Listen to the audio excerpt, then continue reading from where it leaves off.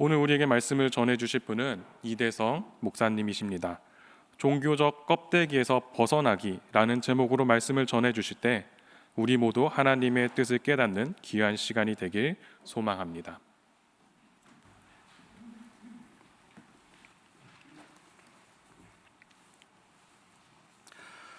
껍데기는 가라라는 시가 있습니다. 신동엽 시인이 지은 시입니다.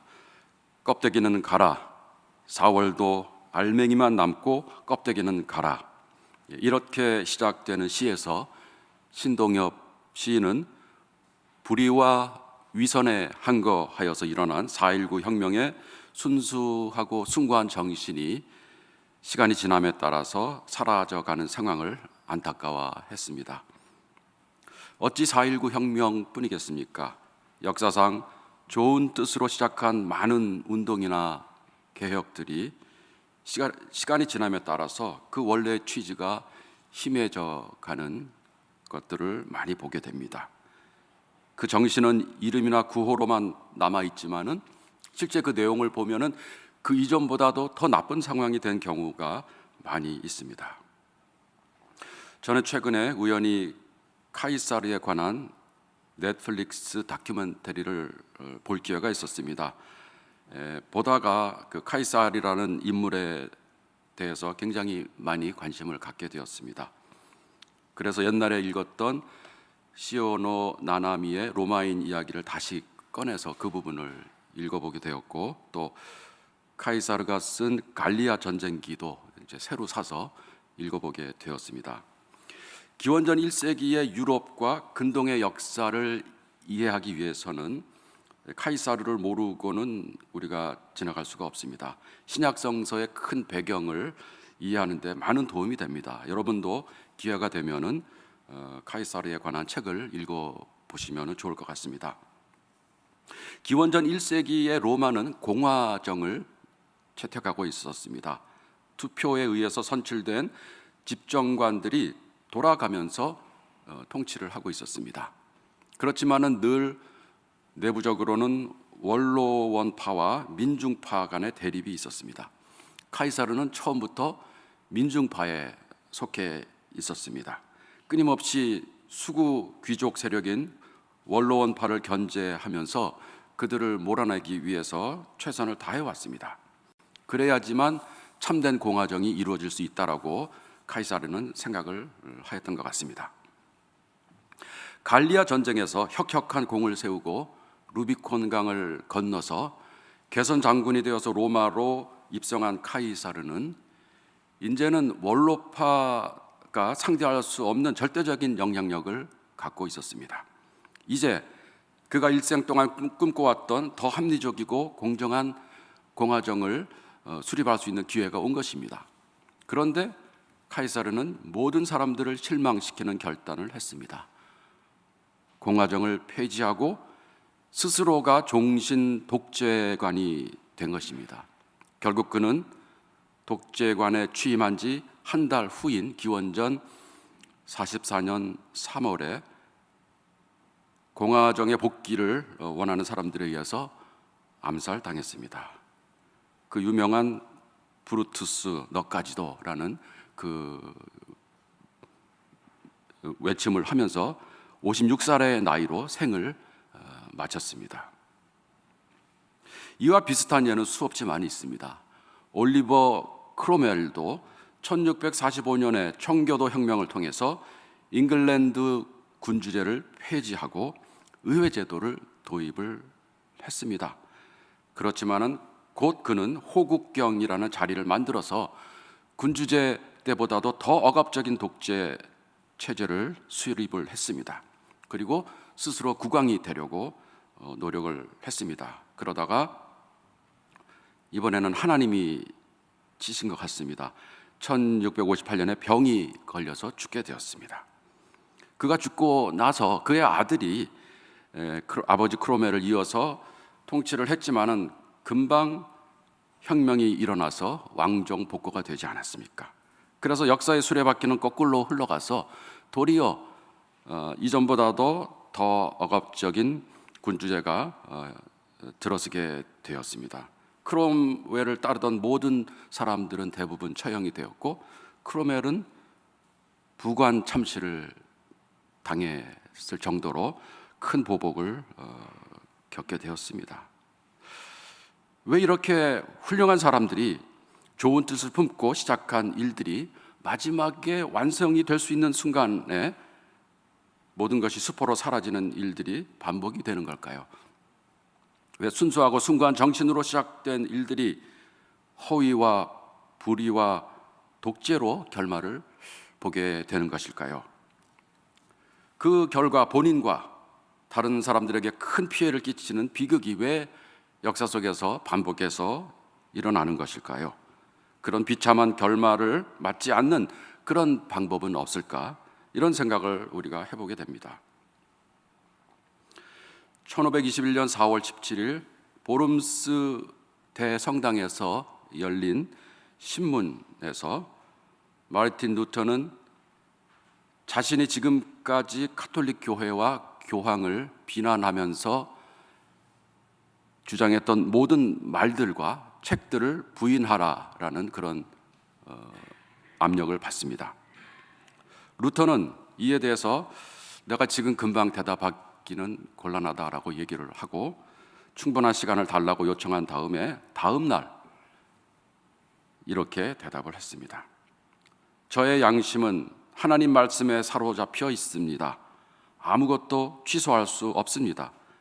양심에 어긋난 행동을 하는 것은 옳지 않을 뿐만 아니라 안전하지도 않습니다.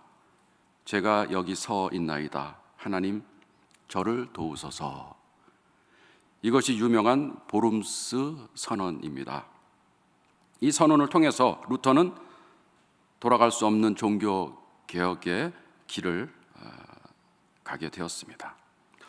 루터는 사람 앞에서가 아니고 하나님 앞에서 살고 있다라는 생각으로 하루하루를 살았습니다. 라틴어로는 코람 데오라고 하는 이 표현은 루터의 삶과 그의 사상을 축약하는 그런 구호로 우리들에게 다가옵니다.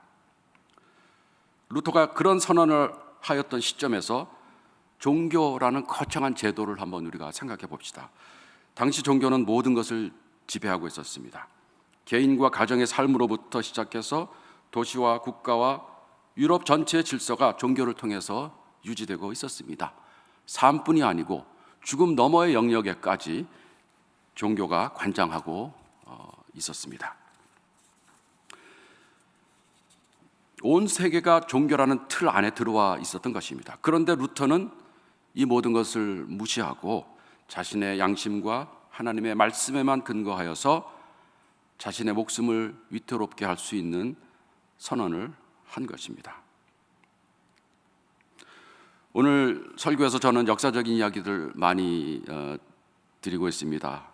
그 이유는 오늘 우리에게 주어진 성경 말씀을 살펴보면서 우리가 지금 처한 상황을 역사적으로 이해하는 것이 굉장히 중요하다는 생각을 했기 때문입니다.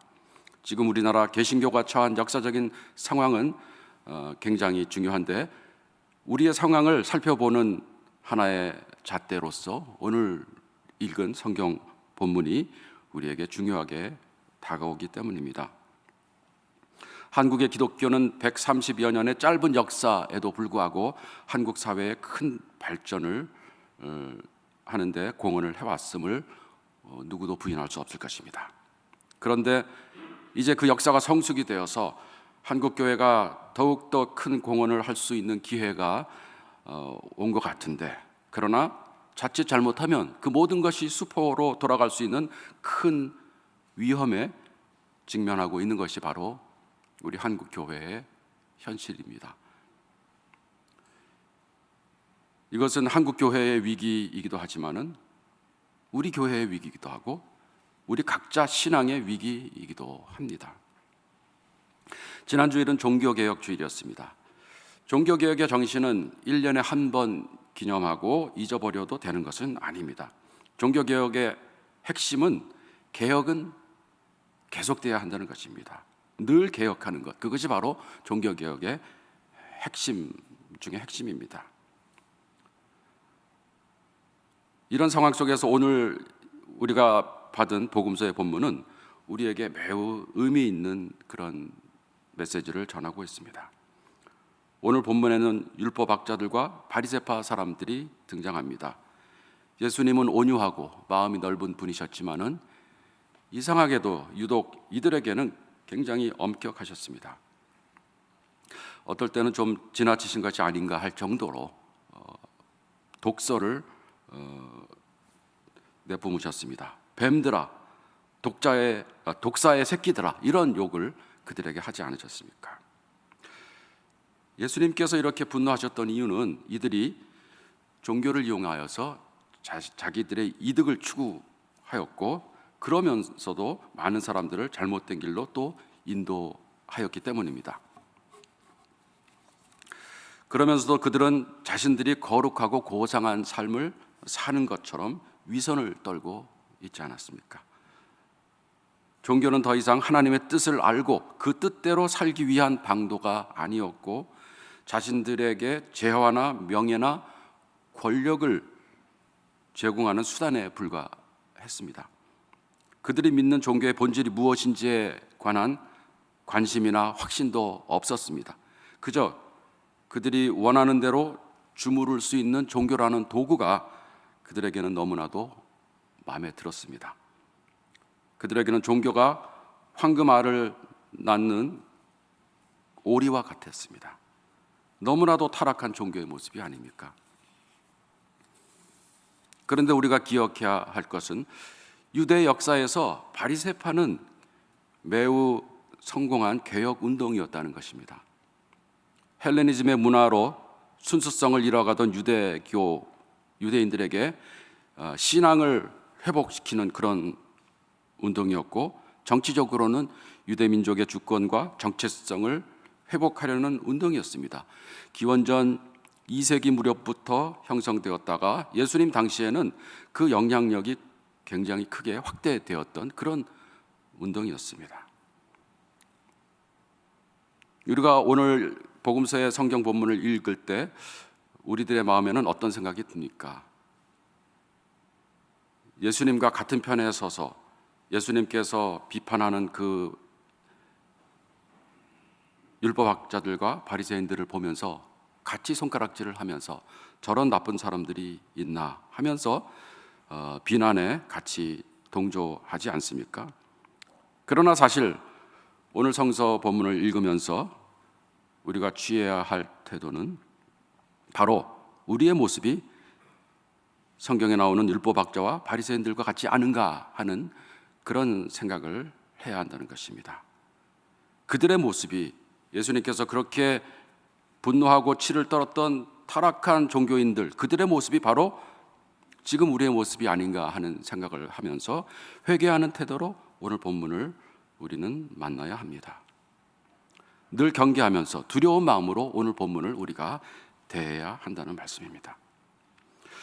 저는 오늘 본문이 우리에게 말하고 있는 내용이 바로 종교 개혁의 정신과 상당히 일치한다라는 생각을 하게 되었습니다. 그래서 종교 개혁의 대표적인 4가지 구호를 통하여서 그 구호와 연결하여서 오늘의 본문의 의미를 파악해 보려고 합니다. 제가 택한 4가지 종교 개혁의 구호는 다음과 같습니다. 첫 번째는 코람 데오입니다. 하나님 앞에서라는 뜻입니다. 두 번째로 솔라 스크립투라입니다. 오직 말씀으로라는 뜻입니다. 세 번째로 솔라 그라티아입니다. 오직 은혜로. 네 번째로 솔라 피데입니다. 오직 믿음으로.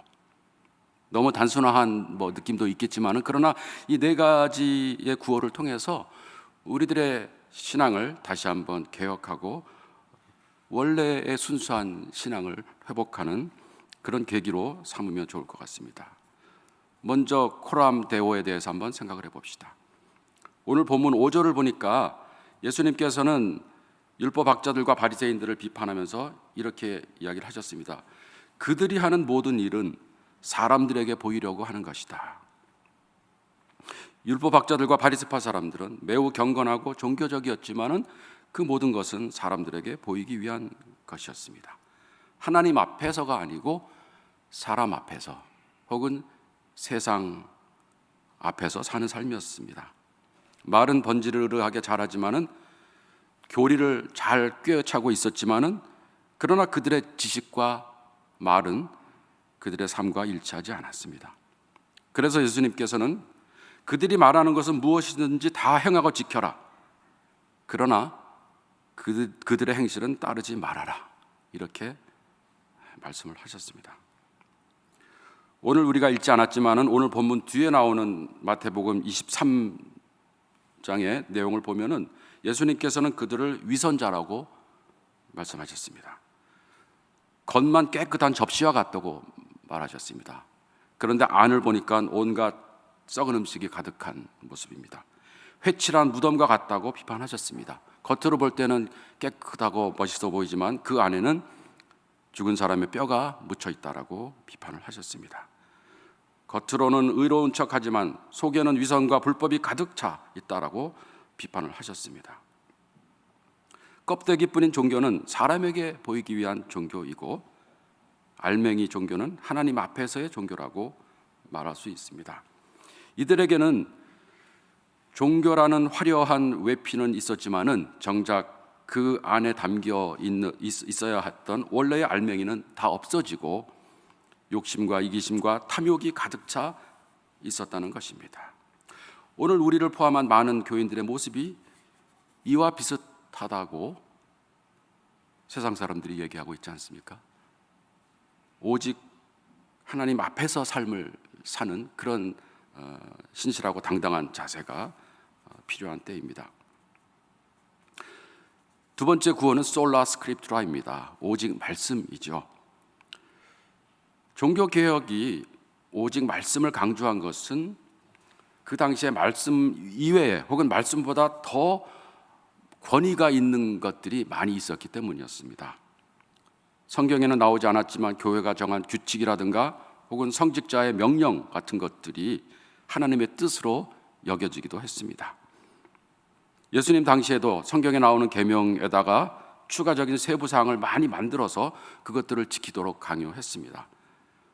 오늘 본문에서 그들은 지기 힘든 무거운 짐을 묶어서 남의 어깨에 지운다라는 표현은 바로 율법학자들과 바리새인들이 일반 백성들이 지키기 어려운 그런 규정을 많이 만드는 것을 지적한 말씀입니다. 오직 말씀이라는 구어가 말하는 것은 무엇일까요? 오늘날 많은 사람들이 오직 말씀을 외치고 있지만은 많은 경우에 잘못 이해를 하고 있는 것 같습니다. 어떤 분들이 말씀을 사모한다라는 얘기를 하면은 그 내용을 가만히 보면은 설교 잘하는 어떤 목사님의 집회에 참석하고 또 그분의 설교 동영상을 열심히 보는 것, 그런 것을 말씀을 사모한다라고 얘기를 합니다. 그러나 종교개혁에서 오직 말씀이라고 말할 때는 그런 뜻이 아니고 신자 각자가 하나님의 말씀을 직접 읽고 공부하고 그 가운데서 하나님의 뜻을 스스로 찾는 것을 말하는 것입니다. 개인 스스로가 하나님의 말씀을 직접 상고하는 것이 중요합니다. 이것이 종교개혁 정신의 핵심입니다. 성경을 성직자와 교회의 손에서부터 뺏어서 신자들에게 주는 것, 그것이 바로 종교개혁의 핵심 내용이었습니다. 어떻게 보면 오늘날 목회자의 가장 중요한 임무는 신자들이 자기 주도적으로 성서 학습을 할 수 있도록 도와주는 것이라고 생각이 듭니다. 8절을 보면은 예수님께서는 너희들은 랍비라, 선생이라 하는 호칭을 좋아하지 말라라고 말씀을 하고 있습니다. 선생님은 한 분뿐이고 너희는 다 같은 형제, 자매라고 말합니다. 무슨 뜻일까요? 저는 이 말씀을 이렇게 해석해 보았습니다. 우리 모두는 같은 학우입니다. 선생은 아무도 없습니다. 우리 모두는 다 동학입니다. 오직 예수만이 우리들의 선생님이 되시는 것이죠. 어느 누구도 하나님의 말씀을 해석하고 판단하는 데 있어서 더 높은 권위가 있다라고 자처해서는 안 된다는 것입니다. 우리 각자는, 신자 각자는 하나님의 말씀을 해석할 수 있는 능력을 갖추고 있고 또 더 좋은 능력을 갖추기 위해서 노력하는 것이 필요하다는 것이죠. 성서를 해석할 수 있는 능력은 목회자에게 맡기고 신자들은 목사님의 말씀에 따라서 성서를 해석하는 것은 그야말로 종교개혁과 반대되는 그런 태도라고 볼 수가 있습니다. 누군가가 성경을 잘못 해석할 때 그것을 판단할 수 있는 양식을 갖추는 것이 필요합니다. 개신교 신자는 각자가 책임 있는 성서 해석자가 되어야 합니다. 남의 판단이 아니고 자신의 신앙 양심과 지성으로 성경을 이해할 수 있어야 합니다. 오늘 성경 본문을 보니까 율법학자들과 바리새인들은 모세의 자리에 있다고 했는데 그 뜻은 다른 말로 말하면 율법을 해석할 수 있는 공적인 그 권한이 있다는 뜻입니다. 그러나 하나님의 말씀을 해석할 수 있는 공적인 권한은 우리 모두 개인에게 우선적으로 있다는 것을 우리가 깨달아야 하겠습니다. 더욱더 하나님의 말씀을 사모하고 열심히 읽고 또 자주 접하는 것이 필요하다는 말씀입니다. 그 다음 구호로는 솔라 그라티아가 있습니다. 오직 은혜입니다. 오직 은혜라는 말은 우리의 존재가 그리고 우리의 구원이 우리의 공로 때문에 이루어진 것이 아니고 하나님의 전적인 사랑에 의한 것이라는 것을 믿는 것을 말합니다. 우리 모두는 하나님 앞에서 공로 없는 죄인이라는 것이 전제가 되어 있습니다. 사실 하나님의 절대성에 견주어 보면은 사람들 간의 우월은 아무것도 아닌 것이죠. 사회적인 지위도 그렇고 우리의 신앙의 지식이나 경륜도 그렇습니다. 우리가 아무리 신비한 체험을 하고 있고 신앙의 경륜이 깊다고 할지라도 하나님, 나는 하나님의 은총 없이는 이 자리에 설 수 없는 사람입니다 라는 그 고백을 하는 사람들이 하나님 앞에서는 가장 아름다운 사람이라는 것을 우리가 깨닫게 됩니다. 오직 은혜라는 것은 어떻게 보면 절대적인 평등 사상의 기초가 된다고 할 수 있습니다. 11절을 보니까 너희 가운데 으뜸 가는 사람은 너희를 섬기는 사람이 되어야 한다. 자기를 높이는 사람은 낮아지고 자기를 낮추는 사람은 높아질 것이다. 이렇게 되어 있습니다. 무슨 뜻일까요? 어떻게 이런 것이 가능할까요? 저는 이게 가능한 것은 바로 오직 은혜의 원리 때문에 가능하다라는 생각이 듭니다. 나 자신의 성취, 나 자신의 자격으로 하나님 앞에 서는 것이 아니고 오직 은혜를 통해서 하나님 앞에 우리 모두가 평등하게 선다는 그런 사실입니다. 이런 태도를 가질 때 우리들은 서로를 더욱더 이해하게 되고 잘잘못을 떠나서 서로를 포용하게 되고 사랑으로 품어주게 될 수 있는 것입니다. 네 번째 구호로 솔라 피데가 있습니다. 오직 믿음, 우리에게 너무나도 익숙한 그런 구호입니다. 우리의 종교 생활에서 가장 핵심적인 것은 바로 믿음입니다.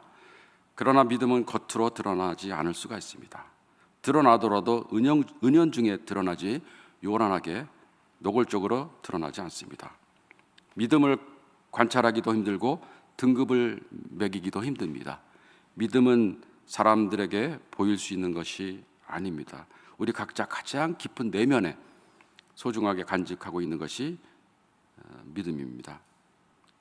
종교라는 껍데기가 다 없어진다 하더라도 믿음은 여전히 우리 마음속에 남아 있게 됩니다. 아무리 종교 박해가 심하다 할지라도 그 마음속에 있는 믿음은 죽음까지도 넘어서면서 계속해서 유지가 되는 것을 우리가 알고 있지 않습니까?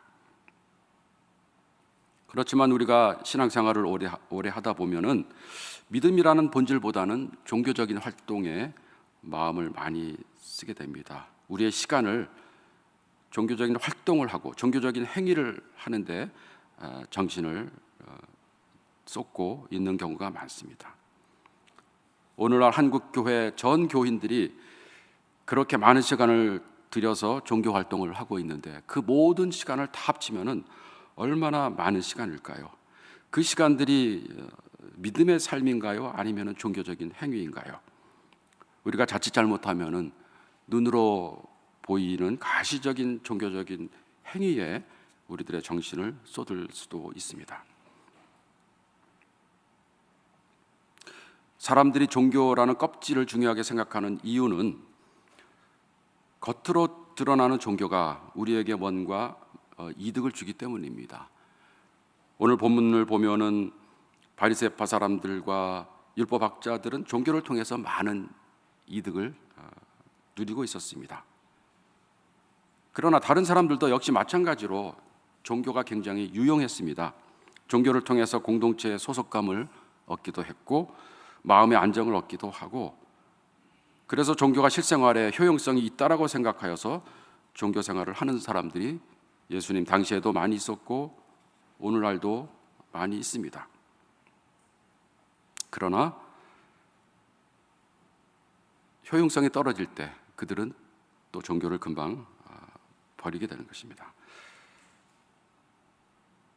율법이냐 믿음이냐라는 핵심적인 질문을 우리가 굳이 언급하지 않더라도 우리는 믿음이 중요하다는 것을 너무나도 잘 알고 있습니다. 문제는 우리가 잘 모르거나 헷갈려서가 아니고 알지만은 그대로 실천하지 못한다는 데 있습니다. 우리가 교회 생활을 열심히 하고 율법을 열심히 지키지만은 율법의 근본 정신인 사랑을 놓친다면은 우리의 신앙은 껍데기 종교에 불과할 것입니다. 율법의 핵심은 정의와 자비와 신의라고 예수님께서는 말씀하십니다.